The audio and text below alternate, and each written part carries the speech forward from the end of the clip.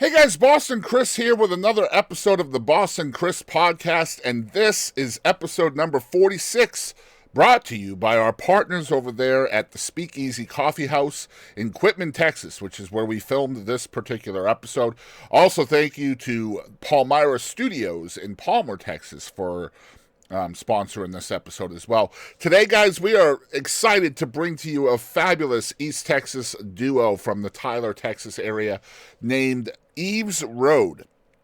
Now, Charla Murray is a harpist slash bassist, and Jason Solly is a percussionist, and together they form a unique dynamic sound that we all know as Eves Road here in the area. Today we got to talk to Charla and Jason about so much stuff, including early musical memories and how their sound was influenced at a young age, lessons they learned from their mom and dad, how Charla kind of evolved from classical music to pop music, the musical evolution of Jason as well. Man, this is so interesting how these two people with completely different influences came together. They met in high school. We'll find out about that as well and where they met, specifically what town and all of that. We talk about the advantages and disadvantages of using a harp and the uniqueness of a duo with a harp and drums, which is obviously something you don't see very much. We talk about the origins and genesis of their songwriting and how their songwriting elements merge into a sound that's really important to them, and so much more, guys. Eves Road is episode number 46 here on the Boston Chris podcast. Without further ado, let's get into it. This includes an interview and two amazing original songs. Let's get right into it, guys. All right. Hey, this is Jerry Phillips, and thank you for tuning into the Boston Chris Show. Hey guys, Boston Chris back again with another fabulous episode of the Boston Chris podcast. This is episode 46 with my friends Charla Murray and, oh my gosh, there was the accent, y'all. Charla. It's Charla Murray and Jason Solly. Is that right, Solly? Yes. Okay. And they're from Eves Road, two of the most talented people that I know in the East Texas scene, and just absolute geniuses when it comes to music. And yeah, we're going to blow up their heads a little bit. I'm a big fan of y'all. And we first met over the summer of 2024 at the art show in Tyler. And it's now mid-January 2025. We've been talking about doing this for a while. I'm so stoked to have y'all here. Thanks for having us. And we're at, of course, the beautiful Speakeasy Coffee House here in downtown Quitman. If you guys haven't been here yet, you're sleeping on it. And that's not a good thing. You need your coffee. So get your butts down here to Speakeasy in Quitman, right here on the square. And you know what? Just follow their page, too, because we're going to make sure that's linked everywhere. And we'll make sure there's like a sign up here somewhere for them as well. Just huge props to Kelly from the Speakeasy for letting us do this. We're in the venue completely empty. They're actually closed. So for us to be able to come in here and do this, it's just a super huge opportunity. But anyway, we're going to talk with Eves Road about lots of stuff today, but they did play a couple of songs to include on the episode. The first one here is called Woods Witch. So tell us a little bit about this too. So Woods Witch actually took quite a long time to kind of come up with that. I had this just kind of a vibe that I knew I wanted, but I didn't really have like the lyrics. They were all kind of just swirling around. And I was like, I want these certain words. And I bounced a lot of it off Jason. And then we actually had another friend who collaborated with us on that. And he actually wrote kind of the bulk of one of the verses and the chorus on that. And sadly, he passed away in late 2020, and we released it a few months after he passed away. He would have played guitar on it if he would have, been around. So I think he would be really, pleased with what we've come up with that. But that's kind of where that one, came from. I just, there was this lady actually that I followed on Instagram, and she had kind of this, witch in the woods vibe. And so really the song kind of came from, seeing some of her really cool, images and things like that. And I definitely love how you guys add imagery to your songs through the lyrics, but also through the melodies. And it's just so super cool what y'all do. Can't wait to pick their brains. But before we do, here's Woods Witch. This was the very first project, too, I think, that you guys put out on Spotify and everywhere, too, right? Together, they had, first one we fully released, Yeah. We got a couple things on YouTube. Right. Yeah. So you guys can find this everywhere you stream and purchase music out there. It's called Woods Witch by Eves Road. Y'all check it out.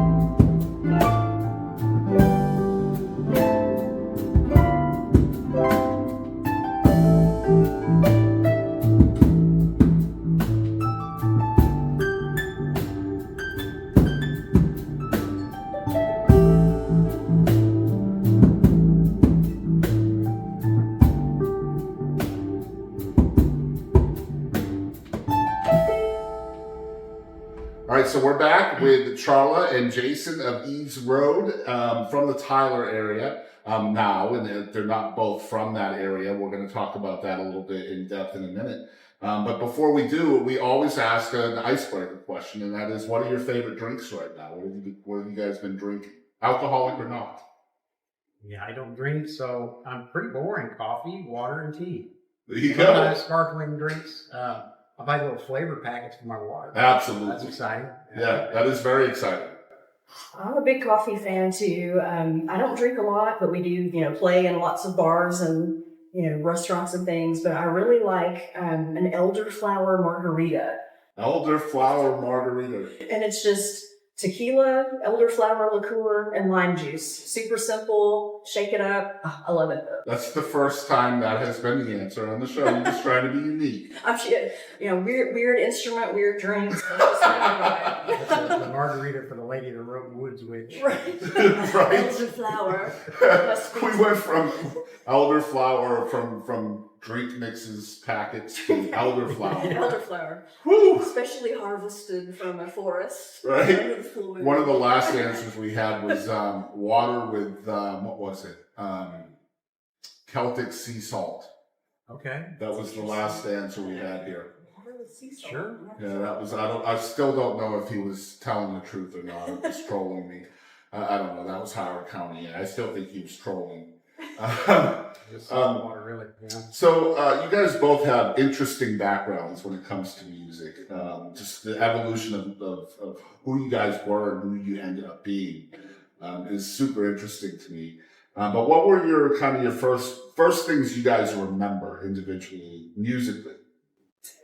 As far as just like musically? Yeah, just when you're growing up, like what's the first memory you remember involving music? Oh man, so I remember, I always listened to the radio, whatever was on, but I remember specifically when I really kind of started becoming a music fan was we went on this trip to Galveston or somewhere, and we stopped at a gas station, and my dad bought these sets of like 50s and 60s cassette tapes, Okay. and we like changed those cassette tapes out all the way for Galveston, and I really just started loving like all this, 60s music, like Runaway and stuff like that. And I was just really into it. I mean, for hours, I would wear those tapes out. It's like the doo-wop, Motown era. Doo-wop, stuff like that. Stuff's great. Yeah. And then I think the first album I bought on my own was I got Michael Jackson Bad on Okay. cassette.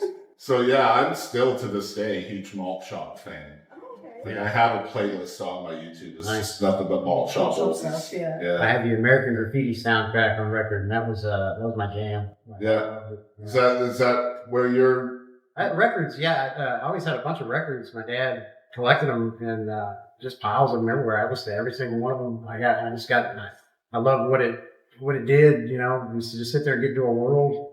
And so I mean, it didn't matter what it was. I was like, yeah, let's hear it. And he had like Stevie Wonder, Chicago, Tijuana Brass and stuff like that. Wow. Like, Herb Albert. Yeah, it was great, man.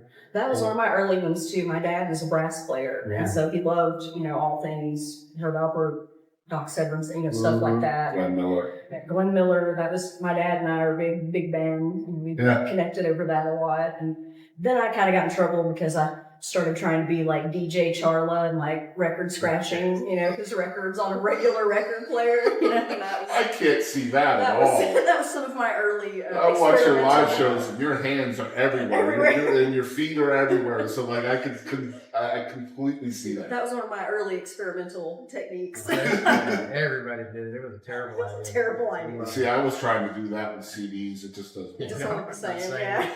You gotta spin it really fast. It doesn't work at all.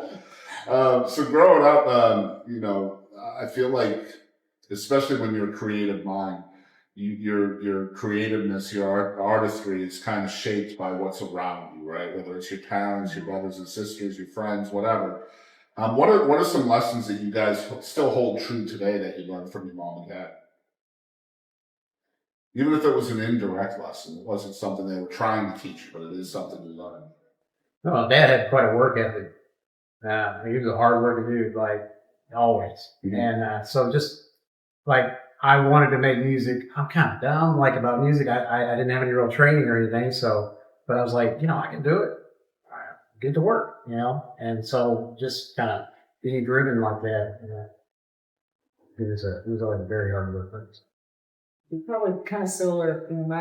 My dad was my mom's a musician as well. She played the flute and she plays handbells at the church, and my dad played the trumpet. But he kind of played later in life than she really did. But they both instilled in me early, you can't get good at anything, if you don't practice. You can't be upset when you're not instantly, good at it, and just to keep trying.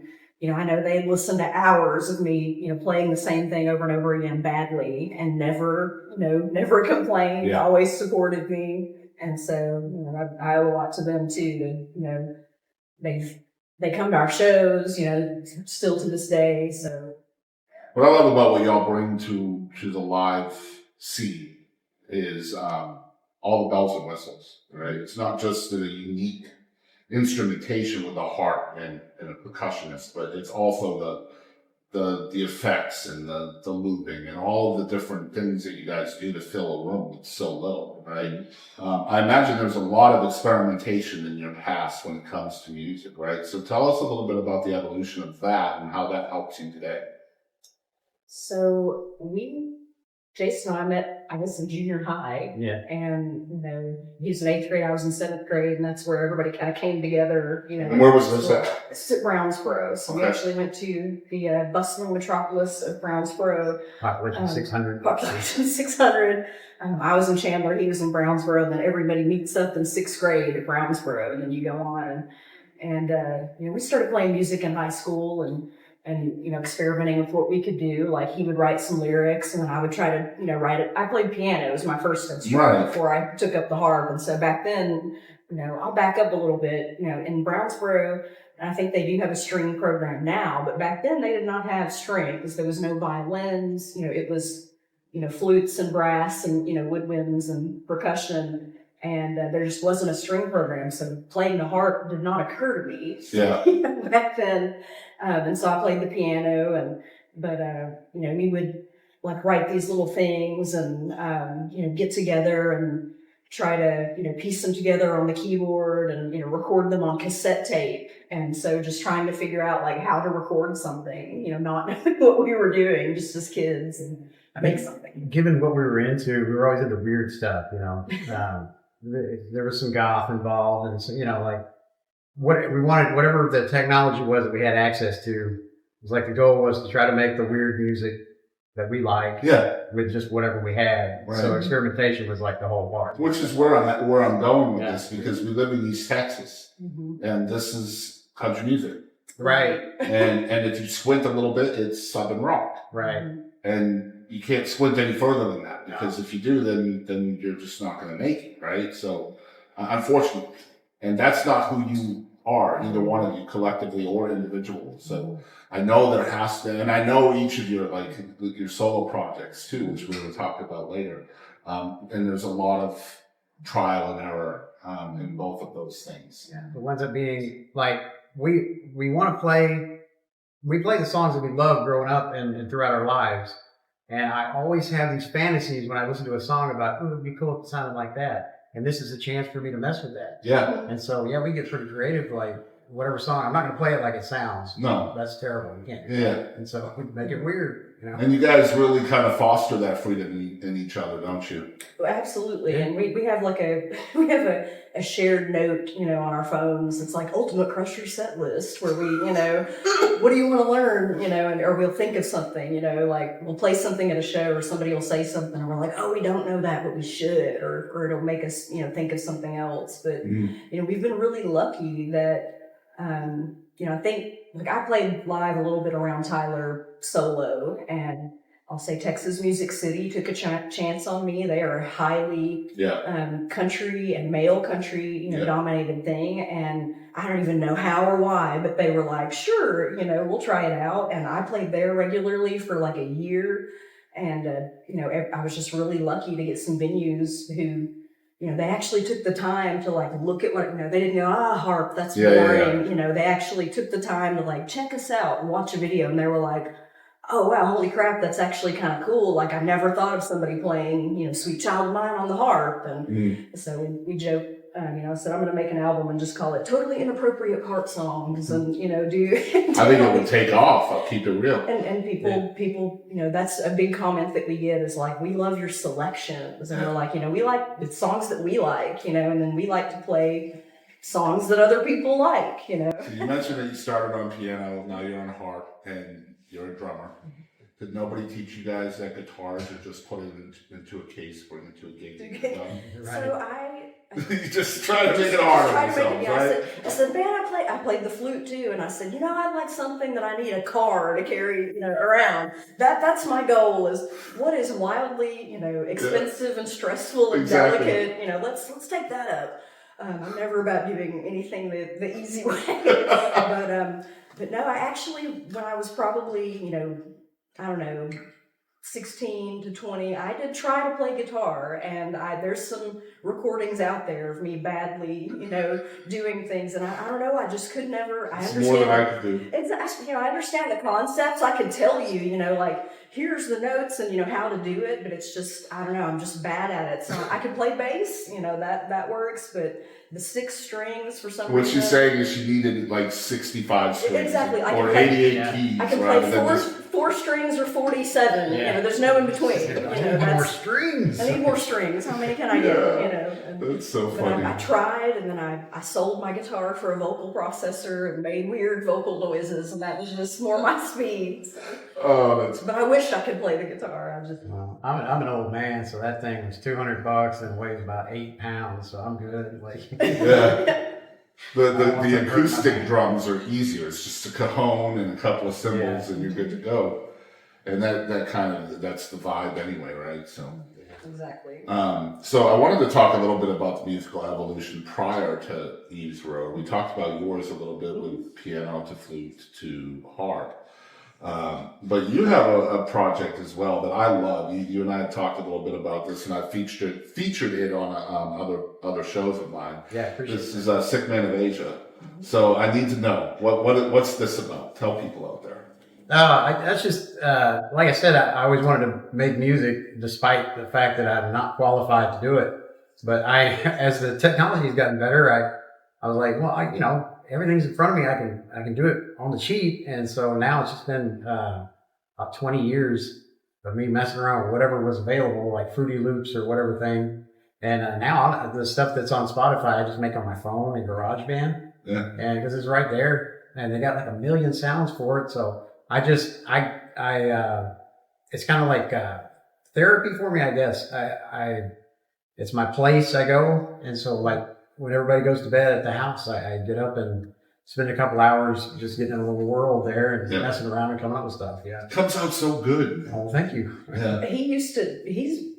Jason's all like, humble, but he makes, incredible music. But then also back in the day before, I didn't really have a setup for the harp. We had literally an iPhone headset, like a wired headset that we dangled from the top of the harp. And I plugged it into an iPad, and we recorded into some DAW. And then I would email it to Jason. He made it sound like I was in the studio, and I'm singing in this headphone. And he would, email it back, and and then it would be a thing. And so, he's really with the technology, like the recording. I can barely get by, and he's like, here you go, And so it's fantastic. So when you guys met in school, right? Mm-hmm. And so were you guys doing public gigging back then, or just kind of messing around? No, we just did stuff for our own amusement and enjoyment, and to share with our friends. And we really weren't doing anything. And then I moved away in 2001 and stayed away for about 20 years or so. And so it wasn't until then that. So we were still, collaborating, doing things here and there, and Jason was really doing his project. And I said, I'm coming back to Tyler. We're going to do some shows. And I was like, I want you doing this. I was like, I need you to put it on a drum kit and, transfer this to this. And we're going to go, do a show. Mm-hmm. And so we got booked at this, at the Green Room, actually. And it was us and Gypsum and the Travelers and Lenny and the D. And then we met a band from Dallas called 52 Hertz Well. It's now our BFFs that we do shows with. And, we actually used the MIDI controller for the first show. We didn't have the drum kit. And so he was on keyboard, doing the drums. And that's what I'm used to. That's how I play drums at home, when I'm recording. Mm-hmm. It's just easier. So take us into the room as you guys decide to kind of give birth to Eve's Road.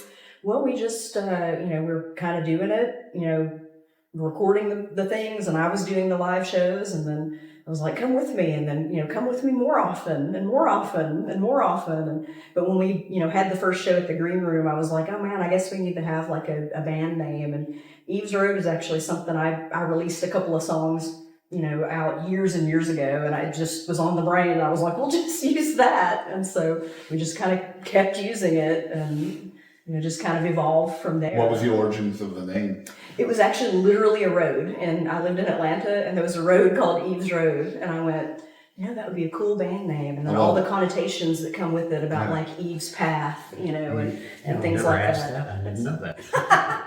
And so He's in the band. He's in the band. No idea. He's one of my top fans on the Eve's Road Facebook page. Do you accept the badge? Yeah, sure. Of course, you have to, right? Yeah. I always accept the badge just because I don't know whether Facebook is going to tell the artist if I don't accept He the declined badge. that He badge. didn't share it all. No, he's lying. He deleted that badge and blocked. He said he didn't want the badge. Oh, man. Yeah. But I really couldn't, I have so much fun, now that Jason's with me. I don't like doing solo shows anymore. When somebody wants to book me for something solo, I'm like, oh, my drummer's not available. I'm not really sure if I can do that. So, Well, here's a question for y'all, because I know y'all, even though you've known each other a long time, you've written songs together for a long time. I also know that you write separately, and it's kind of a different vibe individually.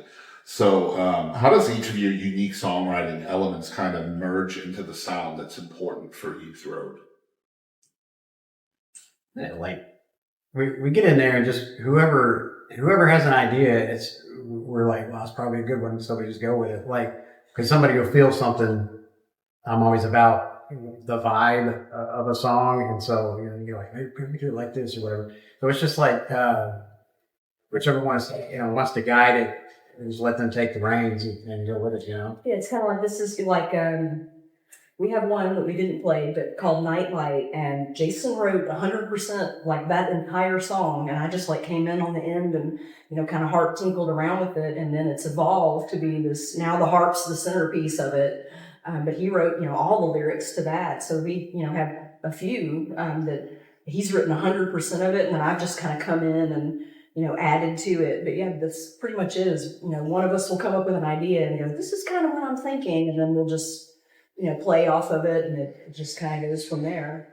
And how do you think harp actually gives you some advantages in songwriting? Because typically, I've talked to a lot of songwriters, and usually the bass is either acoustic guitar or piano, right? Right. But you're not writing songs from those two basses, at least not anymore. No, not So typically. what advantages and disadvantages do you feel like the harp brings for you? Well, I feel like you don't see that every day. So that in itself, just the visual appeal of it. Mm-hmm. But it is really so similar to a piano that I can kind of get into that headspace, and they kind of complement each other. But it's just your hands are this way instead of this way, but it's just a piano with all white keys, and then the pedals are your black keys.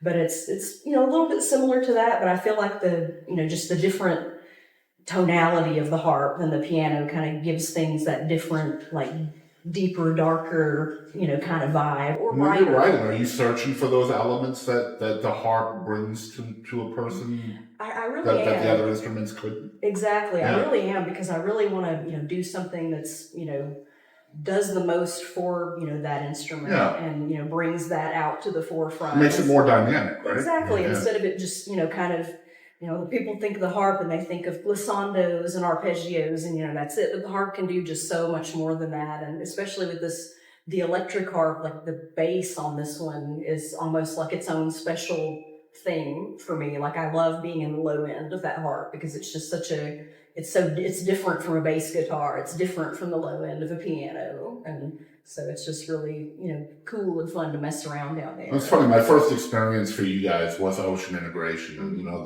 the version that's out on Spotify and YouTube and what have you. And I heard the two harps in them, and I was like, how is she doing that? And so instant curiosity.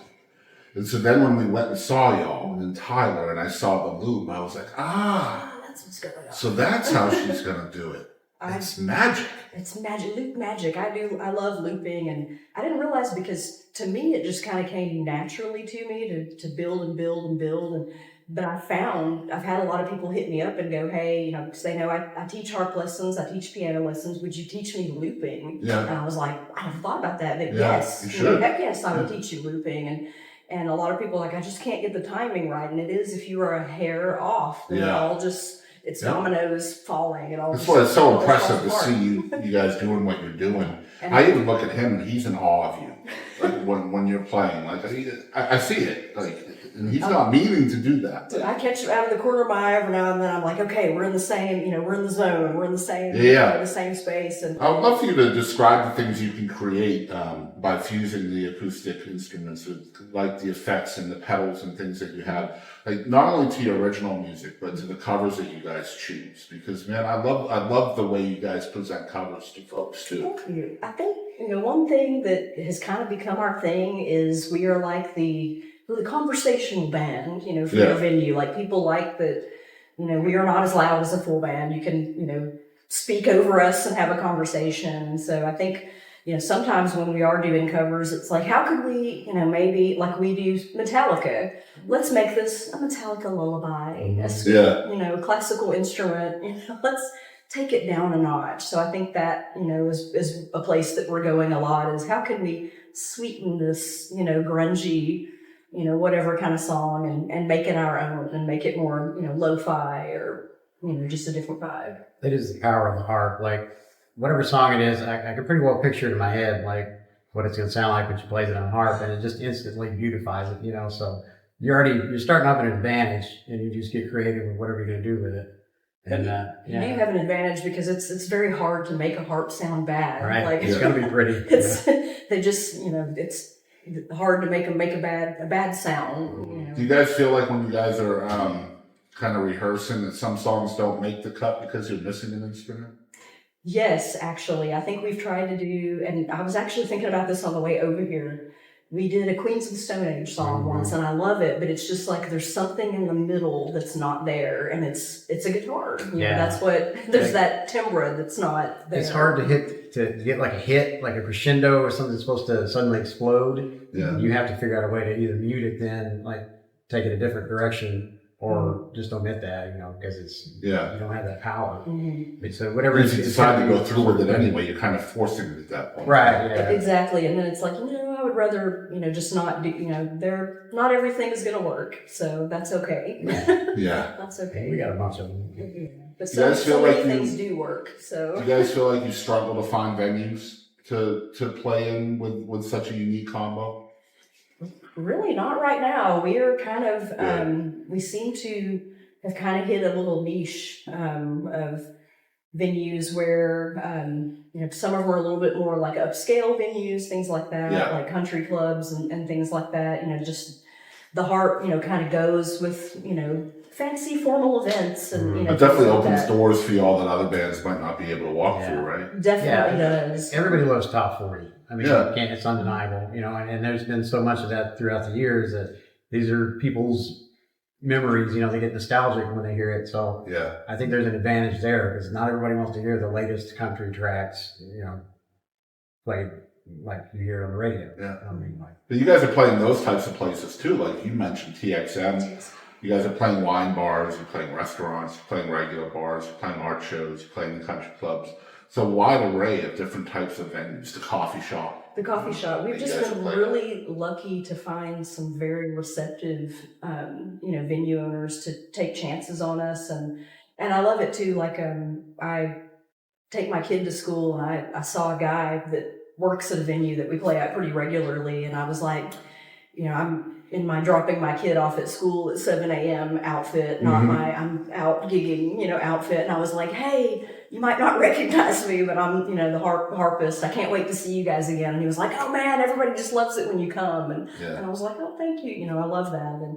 And so we've just been so lucky to, hit a handful of regular places. And then, and those places somebody will see us there and tell another venue, like, in the Cedar Creek Lake area, actually, strangely enough, a lot of people are hitting us up from there. It's like, hey, we heard about you playing at this one place and now we want to get you out. And, I love that. And I'm also, on the other side of that coin, I'm not shy about sharing like where I play. Nope. Some people, musicians like to play close to their vest and they, it's like there's, not enough venues to go around, but I will tell you, like, I played at this place and I loved it. And, they paid me well and they were great. But on the other side of the coin, I'll also tell you I'm not going back to that venue again, or something like that. But yeah, you're sharing all the secret fishing spots. I am, and I know some people probably, maybe some people don't like that, but I'm just like, I feel like there's enough, for everybody to get in and go around. You got the right vibe, they'll book you. Yeah, exactly right. Yeah. I don't have if you're trying to hold on to something, then you're not very confident in your own ability. Right. Exactly. I was like, I don't feel like they're going to never call me again because I referred this other other act. So, and I love helping people out with who are like, I've hit a rut and where could I go?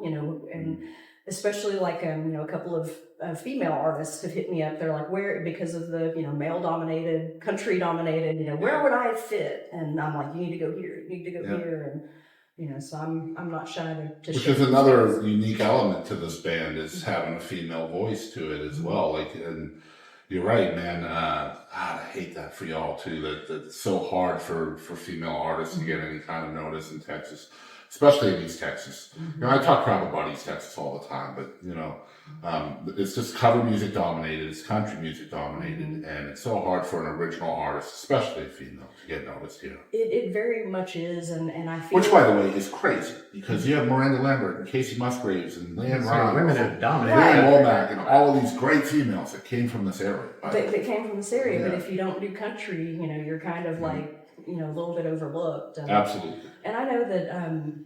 We're okay. I love playing covers. We get to play our original music. We're afforded that opportunity. We've, never played at a place that was like, don't play your originals, only play covers. But, I know also that there are musicians. If you played all originals, they would be more vocal about They would be more vocal about that for sure. Yeah. And so that's what I always tell people. I'm like, do like a, 60-40, 70-30, kind of split. And if you can find a venue that's okay with that, then that's great. Then that's fantastic. Yeah. And I know some, venues are not, and, to be upfront. And I know, there are musicians who just want to play their original music, and that's so awesome. And I wish I had that many songs that I could play a 2-hour set. With ultimately the balance, there should be a balance there between both. I think 60-40 is good for sure.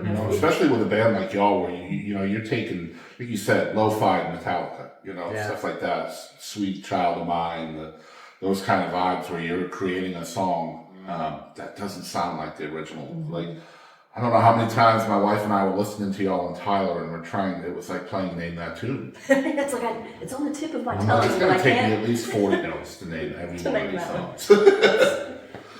Do you feel like there's a process of kind of like an adaptation between venues? Like, in other words, you're playing a certain room, so you kind of craft your set list based on that? Absolutely. Like if we're playing, a venue, that's just a multi-band show or something, we're going to pull out all the stops and play the weirdest stuff that we have. We're going to play all of our originals and then, probably some covers to fill in at the end if there's time. But, there's other venues where we know, we're going to play this, we're going to play that. There are other, we know where we can maybe get away with we do a cover about like murder, and we can we can do that at some venues. At other venues, we might not want to do that.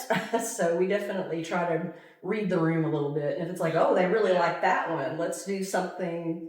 So you guys would you say you're more reactionary than kind of trying to figure it out before you get there? We were today. There's a couple of tables of more elderly patrons, so we decided to go with the 60s stuff there for a minute, so we couldn't, And then like some 20-somethings came in, and we were like, all right, let's bring it to, a song that's a year old, and that kind of thing. Man, that's such a good tool to have in your toolbox, you guys. Big time. I love that. Man, you know what? You guys are both seated for all of your shows, right? And working the stage is part of entertainment. So how do you guys find a way to be entertaining while not being able to have that aspect of working the stage, so to speak?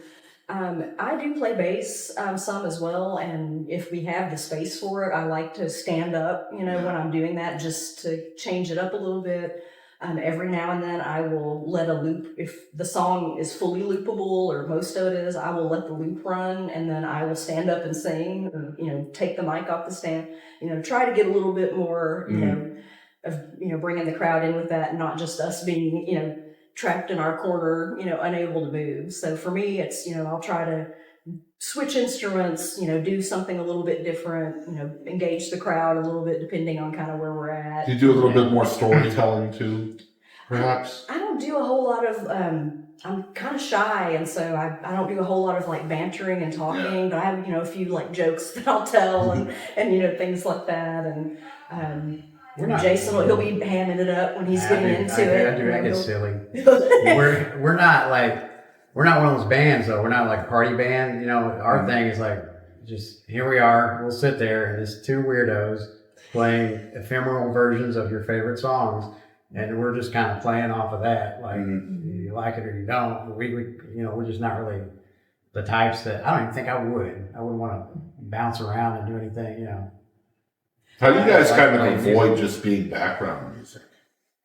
So that, I think, I did so much background. When you're a harpist, you do a lot of background music. You cut your teeth on weddings and, nursing home gigs. And because listening to your songwriting, it's much more than that. So, but I imagine a lot of these restaurants and places are kind of hiring you for the background for the background music. Right? So, and I will say, I think we've only been asked to turn it down like once, and I think that was just because we decided we would we'll set our amps up on a table this time, and that ended up not being a good idea. It was like, we should have left them on the floor.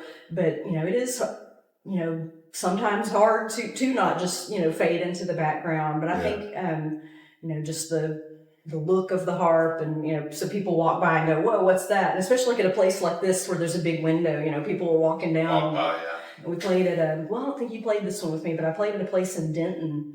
And they had kind of a situation like that, and people were walking by and then like backing up, like, whoa, what's going on in there? And so we try to keep it, fresh. But if it's, a place where we know that's what they want, then we're totally okay to be there. It depends on the venue. Yeah. Some places, we're just going to hear forks and plates and stuff and whatever. But there's some places where they're really interested in the music, and it's fine. I mean, if they pay us.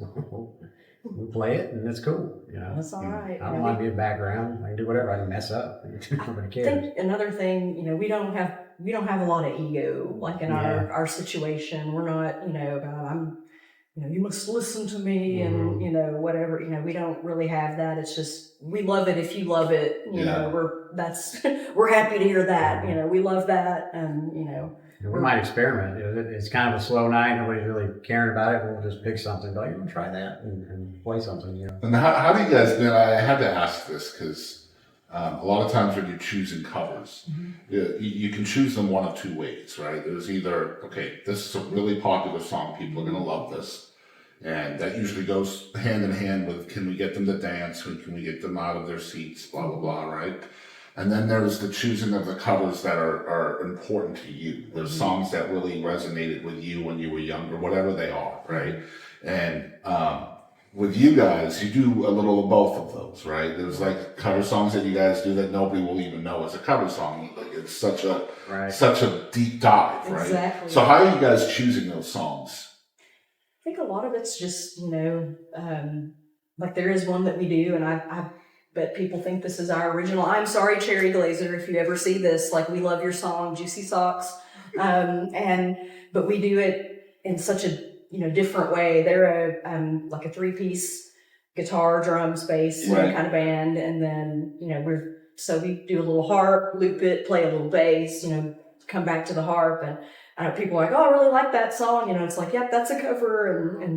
But it's one of those that, most people probably don't realize what that is, but a lot of times, somebody might suggest something to us that we don't know yet. And it's like, oh, we should do that. Like we were at one venue and this guy asked us for Rooster by Alice in Chains. And so we were like, heck yeah, and it was fun. And it was great, and then that might make us think of, some other thing. And, we do get a lot of requests and things like that. So we'll be like, we might not know it this time, but we guarantee you when we come back, we'll know it the next time. We've listened to everything. I feel like, we listen to so many songs throughout our lives that it's just every now and then one creeps back up. You're like, oh, you remember that song? And then we're like, let's play it. Are you guys adding songs a lot to keep the shows fresh?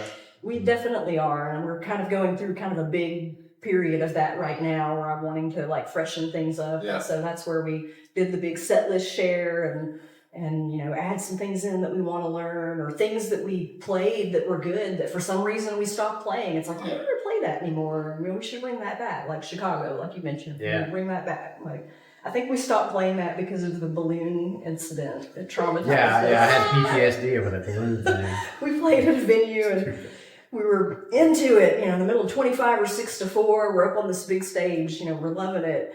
And there was a party and they were playing this balloon popping game. And No, they were rigging down. She had all those balloon arches. oh, yeah, and that's she's like, what it I was. can't put it in my car like this. So she went pop, pop, pop. Just all of those balloons had to be popped. Wow. And I'm drumming and it sounds just like my snare. And I'm like, what? I look at him like, what is your problem, man? You know, why are you playing that way? And then my mind went somewhere totally elsewhere, and I thought it was gunfire. And I said, we're about to go out doing what we love, pick up the pace, Wow. you know. And then I realized, you know, what it was. And then we kind of stopped playing that song after that. I was so mad. Traumatic. I couldn't get over it. I was like, she's so unaware. And she actually went, oh, whoops. Well, I better just pop them all Yeah, so now. I'll get done quick. Yeah. Oh, too late now. And so, you know, you have to be, and that's, I actually have a piano student who's going to join us for one of our shows and sing backup vocals. And that's what I told her. I was like, she's in the choir at UT, and I went and saw one of her performances there at, you know, Braithwaite Hall,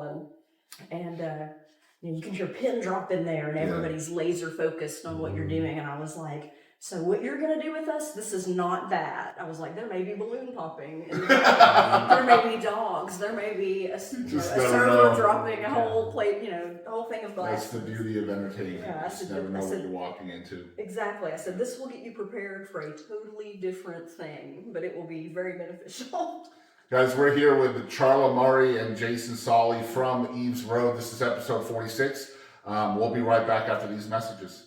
I'm putting it together right now, and I'd love to get it out that any student, I don't care how old you are or what, if your heart lies within this kind of domain of the sound, playing, any of that, I'm gonna start taking one day out of every couple of weeks and invite students in for a very small charge. And I will tell you whatever you want. Any question you got, I'll try to answer it. Well, I will certainly put that out there. I'll make this a little ad for you, and we can share it Because everywhere. they'll have full access to the studio, everything. I can tell them everything about how all of this started from analog into the digital world, and you'll be able to have hands-on. And I'll show you why analog sounds better than digital. Amazing. Yeah, I'll definitely cut this out. I'll make a little ad out of it, and we can share it everywhere. That's awesome. Absolutely. Because I'd love to do it. That's my legacy, is to leave with. It's the pass it down, right? Yeah. I mean, all right, we are back. Thank you, Pappy Middleton, for sponsoring this episode, and of course, we have the Speakeasy Coffee House as a partner as well. Y'all make sure you're checking out Palmyra Studios and the Speakeasy Coffee House. There'll be links in the description below for both of those amazing places. So y'all support them because they support us, and that means they support local musicians. So we're going to have some fun with Eves Road, but first, before we do, they have played a second song for us, and this one is called Angel. Tell us a little bit about this song. So this one actually, it's kind of about the person that I mentioned who passed away helping us write Woods Witch.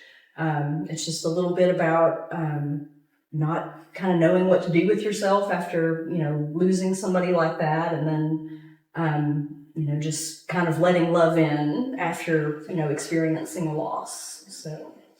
Yeah, I love this song so much. This is, again, Angel, live here on the Boston Chris Podcast. Y'all check it out.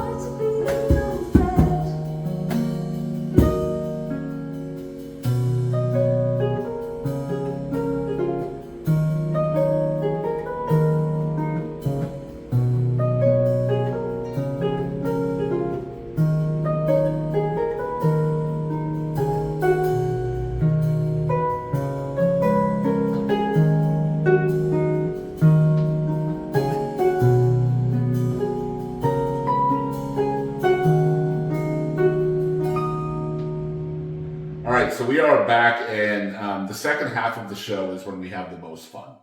So we get to, we picked your brains, we talked about what makes y'all tick and all of that. And I always tell every guest that agrees to be on the show, check out an episode. You can always tell who hasn't and who has, based on the second half of the show, which is when we have some fun. So now is the having fun with Eve's Road portion of the show. So basically what this is going to be several segments where you guys, we're going to learn a lot more about you based off of your answers. The first segment is called Mount Rushmore. And so this is, like Mount Rushmore, there's 4 people on there. And so you're going to choose 4 people who are the most influential artists to you. Oh, that's tough, man. Okay. We can do it. Are we doing that right now? Yes, okay. Right now. Oh my God. Individually, you don't have to have 4 between you. So 4 for you, 4 for you. Okay. All right. You ready first? No? Okay. This is hard. Decisions are hard. It's like everybody, you know what I mean? So it's So you only get 4, and there's no Right. honorable mentions either. Okay, I got you. I feel it. Let's see.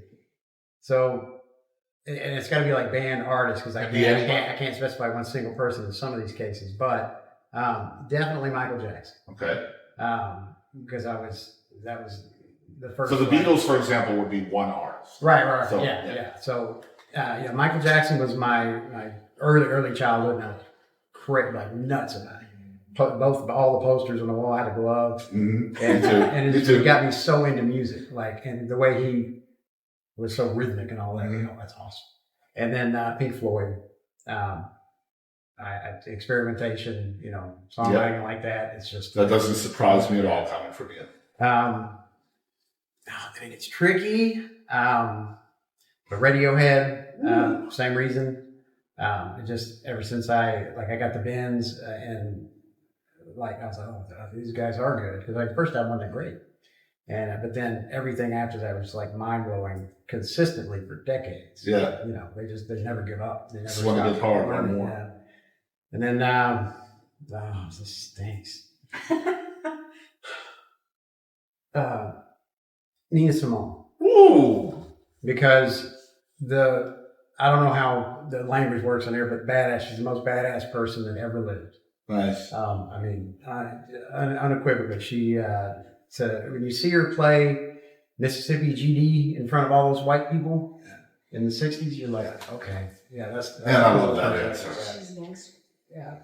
All right, Charla. You got to go second. This is going to be tough. So Pink Floyd is top of my list as well. Okay. They're probably my favorite. When people say, who's your favorite band? If you're talking about multiple people, Pink Floyd. I remember somebody actually told me once that they were like, you play keyboards like Rick Wright. And that was the biggest compliment to me. And I don't think they intended it that way. Yeah. But it was totally the biggest compliment to me. I just really, loved their, just everything about Pink Floyd, like Dave Gilmour's guitar effects, and I can, can't play guitar, but I will sing you any Pink Floyd guitar solo, right. Note for note, anytime, any day. I actually am going to have to say Tori Amos. Loved Tori. I wanted to be the next Tori Amos as a pianist. I would go unlock the church that we went to and use their grand piano to sit there with my Tori Amos sheet music book, and I just, her left hand, it's there's more talent in her left pinky, than I've got in my entire body, just the way that she can play anything, anytime. Love her. Joanna Newsom, she is a harpist, and that is the reason that I play the harp. I heard her probably, I don't know, maybe 20 years ago.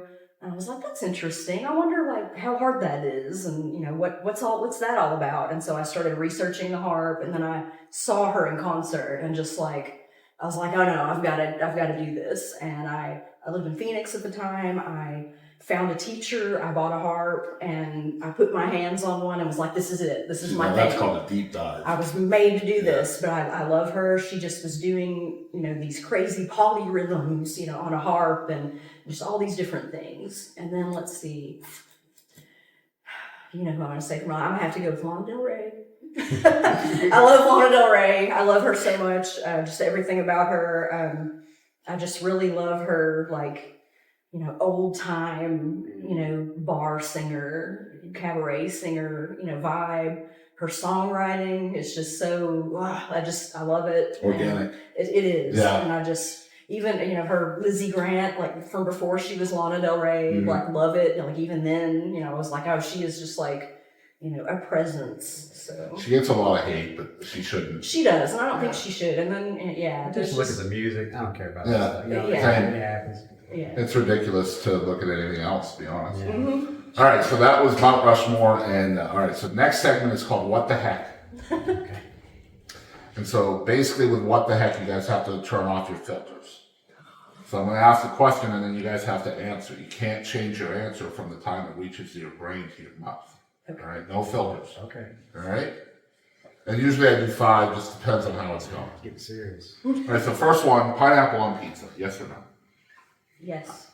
I mean, if that's what you're into, but I'm asking you if you're I into mean, that. I can do it, but I don't prefer it. I Right, guess. I'm not going to order it, but I'm okay with it. My son loves it, so whatever. All right. So over or under on the toilet paper roll? Over. Over. Just makes sense. Yeah. Logical. Yeah. It seems. All right. So what do you think cats dream about? Always a battle. Always some big adventure. It's always something grandiose. Murder, Yeah. I think that's probably more accurate. We are both huge cat people. So. I love cats. If you were a crayon, what color would you be and why? Black. I mean, that sounds like that's stupid, but I just always wear black. I just want to be neutral. I don't like when I wear colors. I'm like, dumb. So I don't know. It's just the way I think, I guess. Okay. Not in any dark gothic way, but I'm definitely more of a goth person in my, I have more black clothes than anything else. But if I was a crayon, I would be yellow. I am kind of a synesthetic person where, words have colors, and I feel like my name is kind of like yellow. So I would be yellow. I love it. All right. Have you ever used the flashlight on your phone to search for the phone that you lost? No, I'm pretty dumb, but I haven't done that yet. No. I've done all of the other embarrassing stuff. All of the other So stuff. if you had actually done that, though, do you think you would admit to doing that, especially when you're on a show? I'm 46 years old. I don't care. We are not embarrassed. All right, last one. This is number 6. I know we normally do 5, but I think this will be cool from them. You can go back in history and witness one event from all of world history. What would it be? Okay, I just answered this for one of my classes I'm taking. I would go back to 1824 in Vienna, and I would watch the premiere of Beethoven's Second Symphony. Okay. No, Ninth Symphony. I'm sorry, the Ninth then. And just see how the people reacted and to be there to experience. You want to see if there was like a WWE pop? Yeah, because he was like, that was innovative. That Ninth Symphony was amazing especially for then. That hadn't been done before or whatever. I was like, I'm a little bit upset that you don't know the exact date. no, it's just 1824. That's all I got. But it's because I just had to look it up. Otherwise, I would not have known. Yeah. I think probably in the same vein, and I could not tell you at all what time this would be, but when Tchaikovsky, when he debuted the Nutcracker, and I think it was Ravel who played harp for him. I think it was, but that harpist basically told him, you don't know how to write, music for the harp because we don't use 10 fingers, we only use 8. And so people like to think it's a piano. Yeah. And so I would love to go back and see the debut of that with that amazing, insanely great harpist, playing that little Nutcracker cadenza and see how they did it back then, because now we don't ever play it like that these days. I love that both of your answers were musical based and both classically. Classical. Yeah. That's great stuff. All right, so that was What the Heck. You guys can see why we call it What the Heck. That's fine. All right, next segment is called One Artist. So you guys will both get to choose one. And basically the genesis for this is you get to choose one artist you wish the whole world knew about. It can't be yourself, though. Criminally underrated or criminally heralded. Jason will do much better at this than me. Youth Lagoon is this got to be trouble. I don't know much about it, but he writes these little private songs about his life and records them, and it's very strange sounding, whatever. And I've known of him for years and years, and he just kind of gets a little pop here and there. But I think he's just as good as any of these other guys. Like, he's fantastic, he's amazing. But he just never really, he kind of fades away. I think he might have trouble too. Like, he had a troubling childhood. But I love him. Youth Lagoon, yeah. I don't even remember his real name. I mean, honestly, I guess I forgot about it too. But just phenomenal guy, yeah. Charla? I think I'm actually going to go with someone that Jason turned me on to, Halfwave. Oh, yeah, she's great. Halfwave is awesome. It's one woman, and she does a lot of, what would you say, like synths and. Yeah, she's also, they're very personal stories, like motherhood and love and all that stuff, and yeah, with a kind of a eerier, more modernized twist than a regular folk song. But yeah, she's very haunting. She's great. Just incredible melodies and vocal harmonies, and her voice is just. So I added that segment for very selfish reasons, just because I love to learn new music. New music, yes. It's like Christmas morning. Right? All right, next segment is called Wishlist. So this is always interesting, coming from the mind of artists, because everybody's definition of success is different, right? Success can be just reaching one person. Success can be a Grammy Award, right? It could be anywhere between those two things, or even higher than a Grammy Award, really. So the wish list is a place you'd like to play, a venue you've never been to you'd like to play, or a songwriter you'd like to co-write with, or somebody you'd like to open for. What's on the wish list for each of you for Eves Road? I'm so old and simple that I'm cool with what we're doing now, but having done what we've done, which, I was a kind of a shut-in, and she convinced me to play live, and now that I've done that, I'm like, oh, I dig it, it's fun. And so having done that now, I know that it's not something we're going to do, but in a fantasy type way, to actually know what it feels like to play what we play at like Carnegie Hall, something like that. Okay. We won't, but I mean, it's like, I'm saying that would be awesome, to experience that, having played live. But, I think I'm kind of the same. Like, I would love to play just play my songs, our songs, in like a massive venue, open for Lana Del Rey, open for Billie Eilish, open for, anybody, a big name act, but get to open for somebody, so get to perform with that artist, that would be a great experience. But to play at a really big venue would be really cool. So. Nice.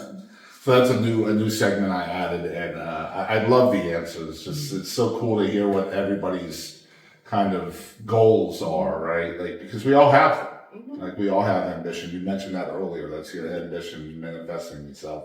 Yeah, we all have that. I love that. So last segment is called "Who Do You Think You Are?" And it's very simple, but probably the hardest thing you guys will answer today. Who is Eves Road? Yeah, that is tough. Two weirdos. Two weirdos who've been friends forever, just, trying to, entertain ourselves, entertain the public. We want to have a good time, and, we're not about, stressing out over this. Like, once it starts to be stressful, like, that's, not what we're about doing. Yeah. We just want to have fun. We're people that get irritable if we're not messing with music. Yeah, exactly. We got to play music, so we may as well go out and play it for people. We want to play music that we like for people who like music, basically is kind of, where we're at. We really want to, at least me, I want to do a lot more original music. I love playing the covers and stuff like that, but I just want to release, get that music out there, on the streams. I'm not worried about, performing, just my original music or anything like that. I just want to, get it out there, somewhere. What's the plan for 2025 for you guys? We have about 5 or 6 that we would like to get on an EP. Yeah, we want to record. We were going to record it this last summer, but some things happened that delayed that. So we would really love to get that out this year because, with the covers, it is hard to, license all of those to have them on the streams. You just, it's for an act of this level, to license that many covers. It's just, it's kind of, and, getting the rights to things, we can get 66% of the rights to play Hotel California, but that other third, so, we can't put out covers of things like that, right now. So, yeah. And where can people follow along with everything you guys got going on? We are on Facebook, Instagram, TikTok, the streams, but we're usually at Eves Road or Eves.road or, some variation of that. Or at Harp Charla. At Harp Charla, you can find that. I think that's what your Eves Road Facebook is. That is. My Eves Road Facebook is at Harp Charla. My Instagram is at Eves.road. I think my YouTube is just Eves Road. Is there a website as well? I have a link tree out there. I'm working on getting a website up, but if you just Google Eves Road, usually we're the first thing that comes up, or Harpist Charla Murray. I'll make sure the link tree is put into the description. Awesome. That way people can find all of your stuff through that. And then Jason, of course, under Sikmanofasia. Yes, and he has a YouTube page, I know, because I'm subscribed. So it's on everything, I believe, except maybe a title. But yeah, it's Sikmanofasia with a K. I just use my name. I feel silly. Because I got to tell everybody everything. Sikmanofasia, except no C or whatever.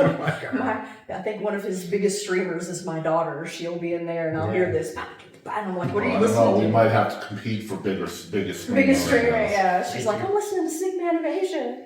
It's got sick beats. I see it. I'll check on there now. She's listening to it. Oh, she's doing something different. Yeah. Well, I'm big fans of you guys, and I appreciate y'all taking the effort and time to come see us out here in beautiful Quitman. It's Eves Road, first time on the Boston Chris podcast, episode number 46 in the books. Well, thank you for having us. We loved it. Super fun. Yeah, this is awesome. Thank you. It's time to jam.